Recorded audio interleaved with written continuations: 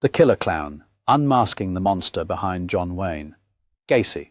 What kind of man could charm a community, dress as a clown to delight children, and hide a house of horrors beneath his suburban home? How could 33 young lives vanish without a trace, buried under the floorboards of a respected citizen's crawlspace? Step into the chilling world of John Wayne Gacy, the Killer Clown, whose double life as a pillar of society and a sadistic predator shocked 1970s Chicago and the nation. This is a story of deception, depravity, and a darkness so profound it still haunts true crime lore. Buckle up, because the truth about Gacy is more twisted than any nightmare. The mask of a model citizen in the bustling suburbs of Norwood Park, Chicago, John Wayne Gacy was a man everyone seemed to know and like. Born in 1942, he was a hard-working entrepreneur running a construction business and a Democratic Party precinct captain who rubbed elbows with local politicians. He even shook hands with First Lady Rosalind Carter in 1978, a photo that would later chill the nation. But his most memorable persona was Pogo the Clown, a character he created to entertain kids at charity events and parades. With his painted smile and oversized shoes, Gacy was the life of the party, a man who brought joy to his community. But beneath the grease paint and charm, Gacy was a predator. Between 1972 and 1978, he lured at least 33 young men and boys, some as young as 14, to their deaths.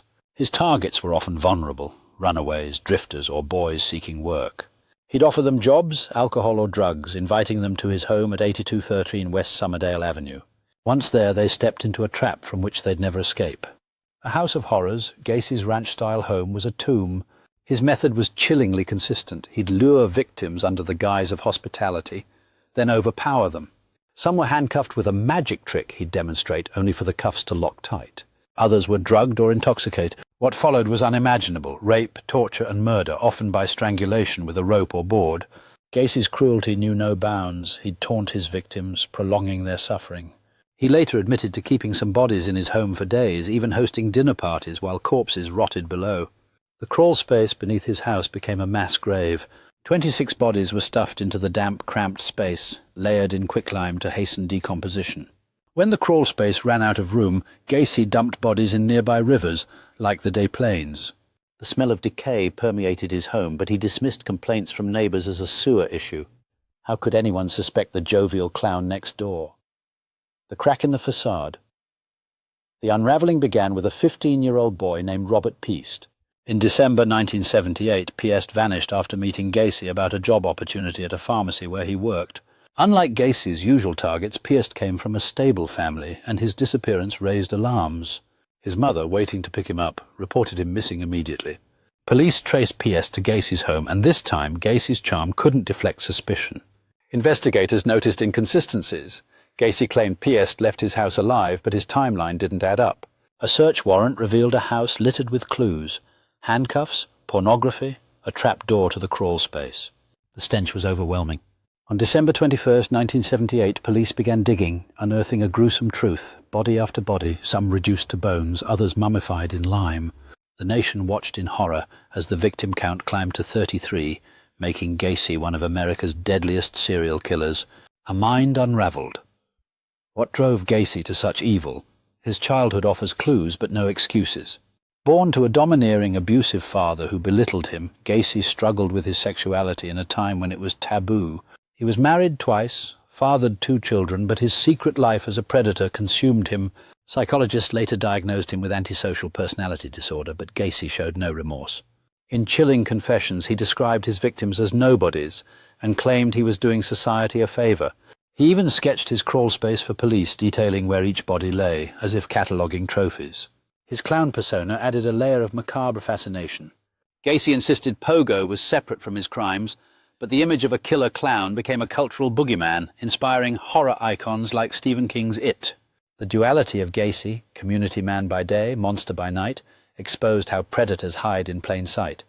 Want more chilling deep dives into the darkest corners of true crime? Subscribe to our YouTube channel for exclusive investigations, interviews, and reenactments that bring these stories to life. Hit that button and join our community of truth seekers. The trial and legacy Gacy's 1980 trial was a media circus. He pleaded not guilty by reason of insanity, claiming a split personality committed the murders. The jury didn't buy it. After 14 days, he was convicted of 33 counts of murder and sentenced to death.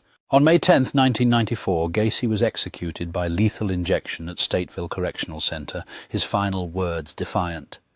"Kiss my ass." Crowds outside cheered, but for the victims' families, closure was bittersweet. 8 victims remain unidentified to this day. Gacy's crimes reshaped criminal profiling and public perception of serial killers. His ability to blend into society forced police to rethink how they track predators. His case also sparked debates about the death penalty and mental illness.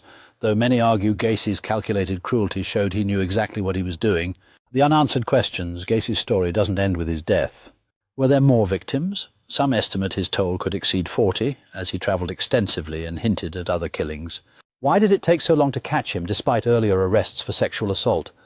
And what of the unidentified victims? Will DNA advances ever give them names? The crawl space may be empty, but the shadow of the killer clown looms large. This is just one chapter in the dark history of true crime. If Gacy's tale of deception and horror gripped you, there's so much more to uncover.